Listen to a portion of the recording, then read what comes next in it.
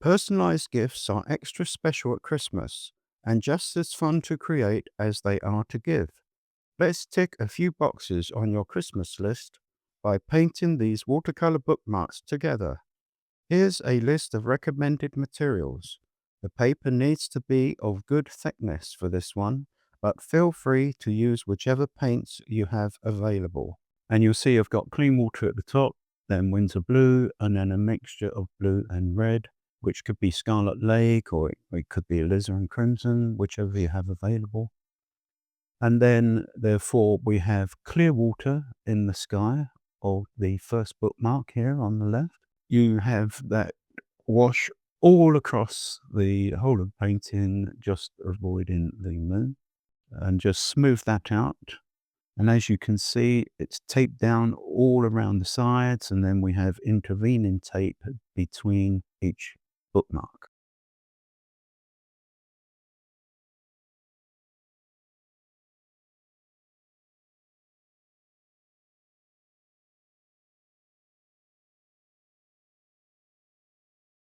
Then we are now going to the darker version, as you can see. Still using the same brush. You can use something like a number 8, I would suggest. We are going into the previous wash with this stronger wash, still being careful around the moon. If you go over it a little bit, there are ways of correcting that with lifting with clear water once it's fully dry on those edges, but I'm sure you do well.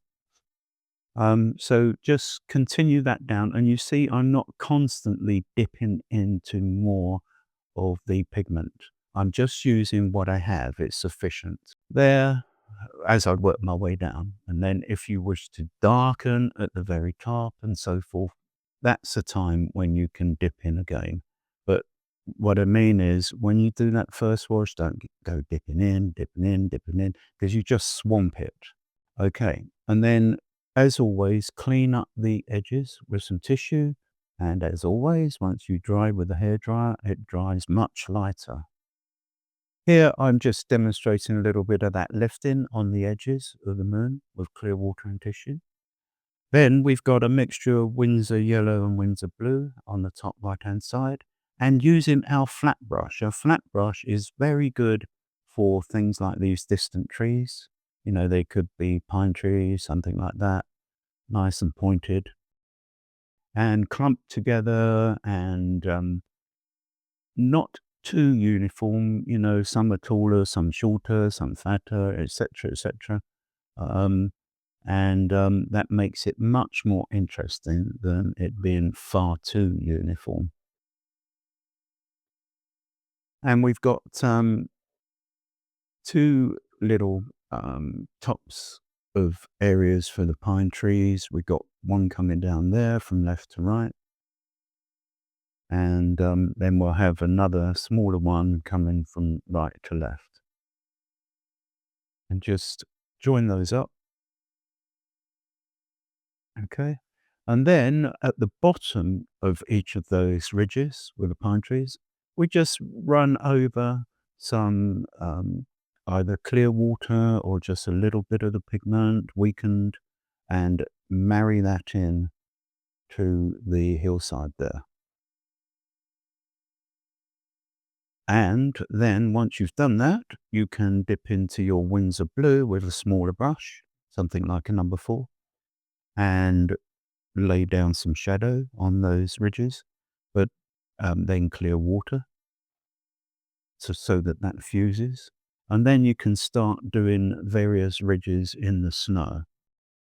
Just lay down your blue first and your mixture of blue and red, and then some clear water at the bottom of that and let it fuse in. It's much more convincing. It shows a nice transition, which is something you do want to aim for in transparent watercolor, where you have tone the color and then value the transition from light to dark. And here I'm demonstrating 2 ways that you could produce stars in the sky or snowflakes falling. You could pick them out because this paper is robust. It will enable you to do so. especially if you only need a few. Or alternatively, as I'm also demonstrating now, use some chalk. Just do little dabs here and there, of little either snowflakes, star formations, etc., etc., um, for um, for that to show up nicely. So that's our first bookmark completed. And now with our second one, we got a number 8 again, and we got clear water going on, as you can see. Got clear water all the way across, and then in the sky, our weak Windsor blue mix.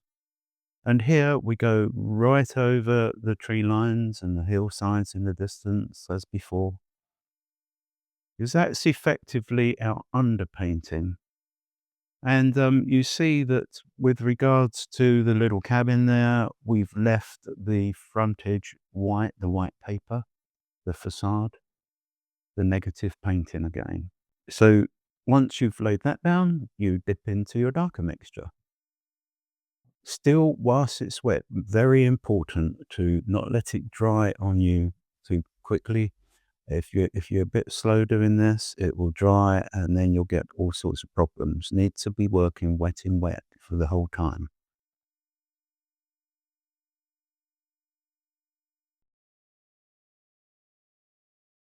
So here I'm coming, halfway down to the little cabin,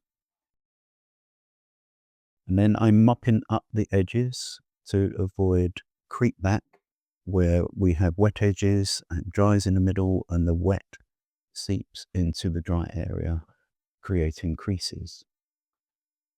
Then for the distant hillside, we've got some more of that blue and dark blue mixture. And then I'm bringing that down by adding a little bit of clear water to it. So once again, I've got a little bit of a transition, and we will be having those dark trees soon, which are much more shaped than in the previous painting bookmark.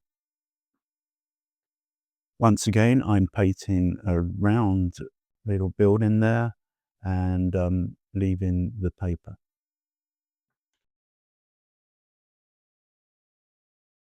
Dry off with a hairdryer. Look, it's much drier. Now with your smaller brush, you can use something like a number 4, or if you feel more comfortable for accuracy, drop down to a smaller brush still, number 2 or something like that, whichever's good for you. But for these trees, try to have them not too uniform, branches out here and there and some broken ones and what a larger gap, a smaller gap and so forth, which is much more realistic and looks much more painterly. And there's quite a series of these, so just continue in that fashion.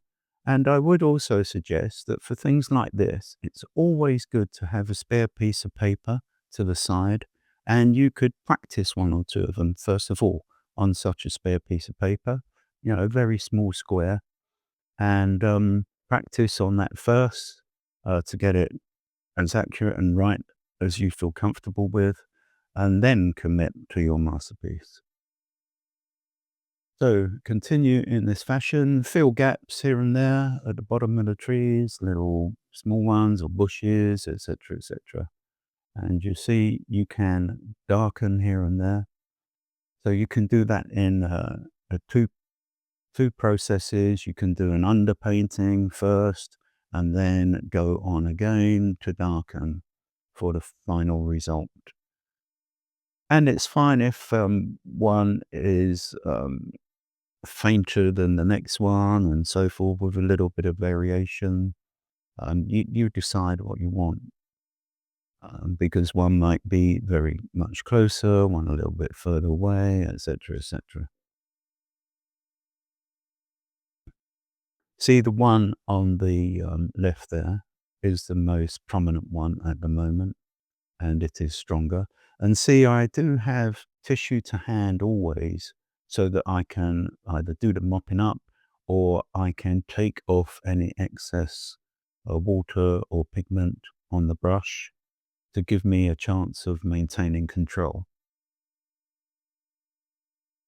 So we're making very good progress now.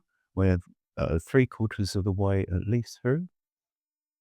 And so what we do now is we have some light red and some Windsor blue in that other palette in the middle to the right, because we want a dark brown mixture for the cabin.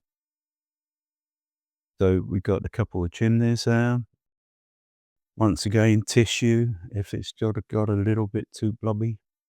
And as I said, if you feel more comfortable to resort to a smaller brush, do so. Small one with a nice point.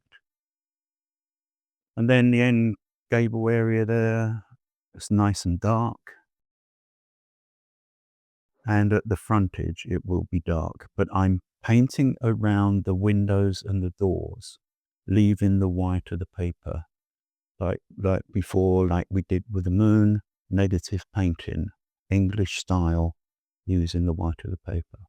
Also, you see the roof, we've avoided going over that because it's covered with snow, and because it had a little bit of blue to it earlier, that's nice and effective.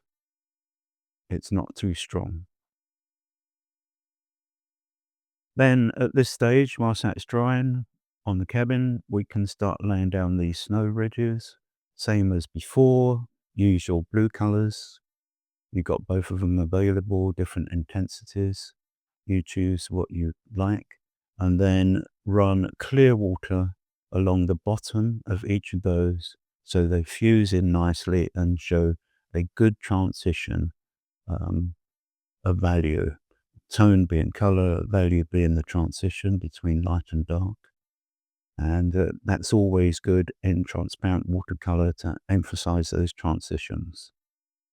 And as always, we have been working from light to dark in general, but with those transitions, you start with the dark and then you fuse with water or a weaker color. And it's nice touch to have some bright windows on the little cabin there, and some reflected on the ground. And we can show a little bit of life to the cabin by using a stiff brush, one that might normally be used for oils or acrylics. And you lay clear water, have your tissue to hand, and dig in a little bit, and then mop up, and then you achieve nice smoke coming out of the chimney. Once again, you can use chalk to show falling snow or stars or whatever, combination of the two. And just dab those here, there, and everywhere, and that's a nice effect. So this one, we got even more snow going on. Everybody's nice and warm in the cabin.